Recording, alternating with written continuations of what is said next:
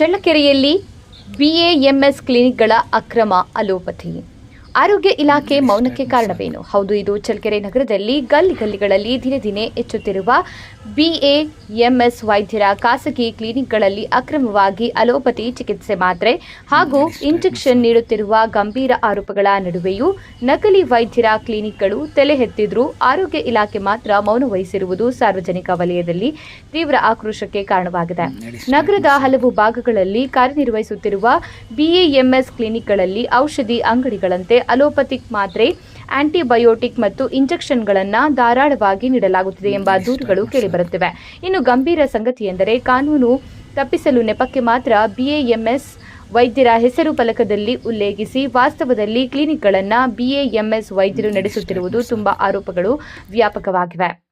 ಇಂತಹ ಸ್ಪಷ್ಟ ಉಲ್ಲಂಘನೆಗಳು ನಡೆಯುತ್ತಿದ್ದರೂ ಆರೋಗ್ಯ ಇಲಾಖೆ ಹಾಗೂ ಆಯುಷ್ ಇಲಾಖೆ ಯಾವ ಆಧಾರದ ಮೇಲೆ ಮೌನ ವಹಿಸಿವೆ ಎಂಬ ಪ್ರಶ್ನೆ ಉದ್ಭವಿಸಿದೆ.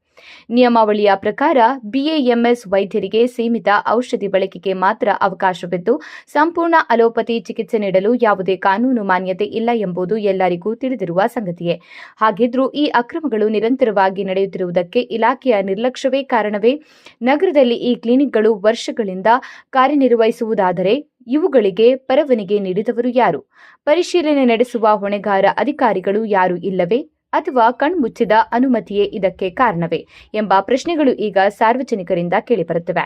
ವೈದ್ಯಕೀಯ ತಜ್ಞರ ಪ್ರಕಾರ ಅರ್ಹತೆ ಮೀರಿದ ಔಷಧ ಮತ್ತು ಇಂಜೆಕ್ಷನ್ ಬಳಕೆ ರೋಗಿಗಳ ಜೀವಕ್ಕೆ ಗಂಭೀರ ಅಪಾಯ ಉಂಟು ಮಾಡಬಹುದು. ಇಂತಹ ಸಂದರ್ಭದಲ್ಲಿ ಆರೋಗ್ಯ ಇಲಾಖೆಯ ನಿರ್ಲಕ್ಷ್ಯ ಕ್ಷಮಾರ್ಹವೇ ಎಂಬ ಪ್ರಶ್ನೆ ಸಹಜವಾಗಿ ಮೂಡುತ್ತದೆ. ಜನಧ್ವನಿ ನ್ಯೂಸ್ ಈ ಮೂಲಕ ಆರೋಗ್ಯ ಇಲಾಖೆ ಹಾಗೂ ಜಿಲ್ಲಾಡಳಿತವನ್ನ ನೇರವಾಗಿ ಪ್ರಶ್ನಿಸುತ್ತದೆ. ಅಕ್ರಮವಾಗಿ ಅಲೋಪತಿ ಚಿಕಿತ್ಸೆ ನೀಡುತ್ತಿರುವ ಕ್ಲಿನಿಕ್ಗಳ ಮೇಲೆ ಕ್ರಮ ಯಾವಾಗ? ನೆಪಕ್ಕೆ ಹೆಸರು ಹಾಕಿರುವ ಎಂಬಿಬಿಎಸ್ ವೈದ್ಯರ ಪಾತ್ರದ ಬಗ್ಗೆ ತನಿಖೆ ಯಾವಾಗ?